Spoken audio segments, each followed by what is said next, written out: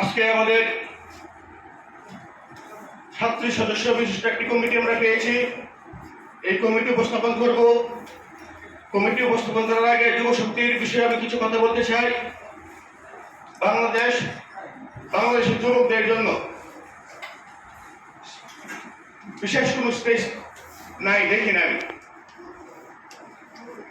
কিছুদিন আগে আমাদের বাংলাদেশে শ্রীলঙ্কার একটি যুব টিম আসছিল। আমাদের সাংবাদিক সারাভাইয়ার নিমন্ত্রণে 21 বিশিষ্ট একটি কমিটি আসছিল, যুব কমিটি আসছিল। এর মধ্যে শ্রীলঙ্কান পার্লামেন্টের যুব মেম্বার একজন আসছিল। যুব মেম্বার যুবকদের পক্ষে কাজ করে, যারা আমাদের বাংলাদেশে নাই, বিশ্বের অনেক দেশে আছে। যুবকদের জন্য কাজ করবে, যুবকদের জন্য চিন্তা ভাবনা করবে। এটা স্পেস একদম কম, যতটুকু আছে সামান্য, এটা মানে যুবকদের জন্য না, কম। আমরা এই বিষয়টা কাজ করতে চাই।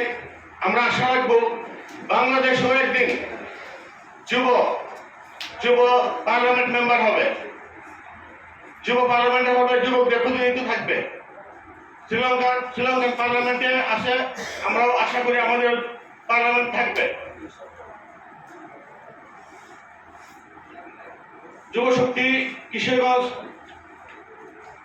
কাজ করবে, কোন চাঁদাবাজিতে লিপ্ত হবে না, টেন্ডারবাজিতে লিপ্ত হবে না, চাঁদাবাজি করবে না, পুরান দামের দোকান থেকে তারা তুলবে না, গভর্নমেন্ট স্কুলের সামনে দোকান থেকে তারা তুলবে না। যুব শক্তির অঙ্গীকার, আমরা এই কাজটা আমরা করতে চাই। আমরা এই কিশোরগঞ্জ নতুন বাংলাদেশ বিনির্মাণে আমরা কাজ করতে চাই। আমি এখন আমাদের কিশোরগঞ্জ যুব শক্তি জেলা যুব শক্তি কমিটি আপনাদের সামনে উপস্থাপন করব। এতক্ষণ প্রায় 1 ঘন্টার উপর হয়ে গেছে, আপনারা আসছেন, ধৈর্য ধরে আমাদের নেতৃবৃন্দ না করে কমিটিটা ম্যাক্সিমাম কোন দিকে আছে এটা ফলো করতে হয়, এটাই এস্টাবলিশ হয়। দু একজন মত ভিন্নতা থাকতে পারে, আমি আশা করব ওরাও আমাদের সঙ্গে চলে আসবে। দু একজন আছে, এটা আমরা খুব একটা গুরুত্ব দিচ্ছি না। আমরা গুরুত্ব দিচ্ছি আমাদের সেন্ট্রাল কমিটি আমাদের সঙ্গে আছে, আমাদের যুব কমিটি ম্যাক্সিমাম সদস্য আমাদের সাথে আছে। যারা আসতে পারেনি তারাও আমাদের সাথে এই একতা ঘোষণা করেছে, আমার সাথে ফোনে কথা বলেছে। দু একজন নাই, যারা আপনারা ক্লিপটা আপনাদের কাছে আসে দেখবেন, ওরা 5 জন ছিল, 5 জনের মধ্যে মাত্র 2 জন ওদের সাথে ছিল, 2 জন সংবাদ সম্মেলনে। আর আমাদের সাথে আমরা এখানে এই আহ্বায়ক, মুখ্য সংগঠক, এই সদস্য থেকে শুরু করে যুগ্ম আহ্বায়ক শুরু করে সিনিয়র যুগ্ম সালে মে মাসের 5 তারিখে আমি মেডিনোভা দিচ্ছি, বর্তমানে মেডিনোভা দি মেডিনোভা হেলথ কেয়ার, এটার ব্যবস্থাপনা পরিচালক আমি। এরপর 7 সাল থেকে 24 সাল পর্যন্ত আমি কোনো রাজনীতির সাথে সম্পৃক্ত না, এমনকি কোনো নেতার সাথে সেলফিও তুলিনি, এমনকি কোনো অফিসেও যাইনি, কোনো পার্টি অফিসেও যাইনি। এটা আপনারা সবাই জানেন। আপনাদের কাছে আমি কোনো অপশনে গিয়েছি এমন ধরনের আমি মনে করি যে নাই, দেখাতে পারবেন না। এক, দ্বিতীয় হচ্ছে আমি বর্তমান ব্যবসায়ী সমিতির সাধারণ সম্পাদক ছিলাম। আমি কিশোরগঞ্জ সোসাইটি অফ হেলথ সার্ভিসে কিশোরগঞ্জ ল্যাব মালিক সমিতির বর্তমান সাধারণ সম্পাদক। 2011 সাল থেকে এখন পর্যন্ত আমি আছি। 11 সাল থেকে এখন পর্যন্ত আমি যে কমিটিতে আছি, আমাদের কমিটির সভাপতি ছিল আগে এই আমাদের রাষ্ট্রপতি মসজিদের সাধারণ সদস্য দায়িত্ব পালন করছে, এখন রানিং আছি। আমি যখন মসজিদের সাথ দাঁড়াই যাই, আমি অনেকেই ইনভাইট করছি আমার এই মসজিদে সহযোগিতা করার জন্য, অনেকেই আমার মসজিদে আসে। এই আমি ইনভাইট করছি মসজিদের কল্যাণে, অনেকে এখানে আসছে। এই শব্দ আপনার কাছে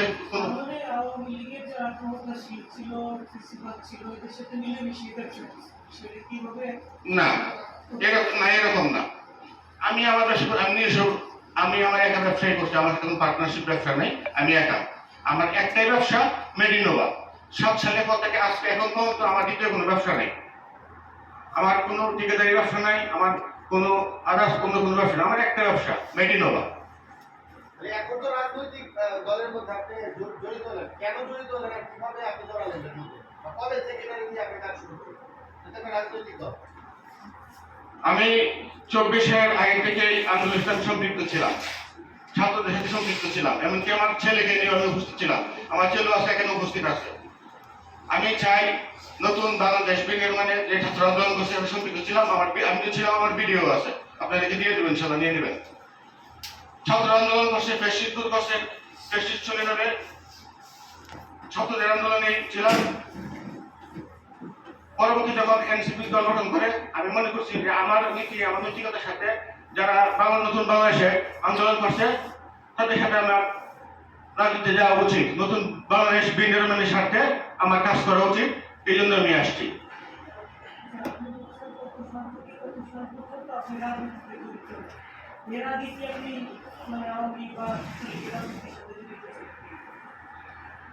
আমি আমার ফ্যামিলি, আপনি জানেন কিশোরগঞ্জ শহরে যে মেয়র ছিল, এটা আমার বংশের,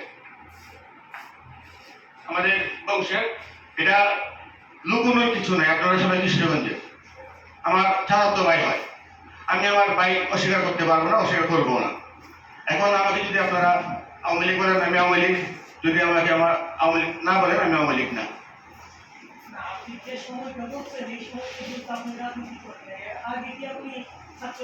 আমি এর আগে আমি ছাত্রলীগের সাথে জড়িত ছিলাম। 2007-এর পর থেকে আমি কোনো রাজনীতি সম্পৃক্ত না। এই ধরনের প্রক্রিয়া আপনার কাছে আছে? না, আমি নাই, ছিলাম না। না না, আমি ছিলাম না। আমার কোনো পদ ছিল না, আমার কোনো পদ পদবি ছিল না, আমার কোনো পদ পদবি ছিল না। আমার ফ্যামিলিতে যেহেতু আওয়ামী লীগের রাজনীতি করছে, ওই হিসেবে ওনাকে সমর্থন করতে গিয়ে দরকার ছিল অর্ডারই করছি, এর বেশি না।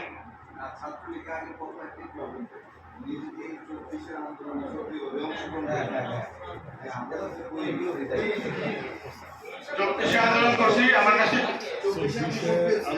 সক্রিয় ছিলাম, ভিডিও আছে, আমার কাছে ভিডিও আছে, দিয়ে দেবো।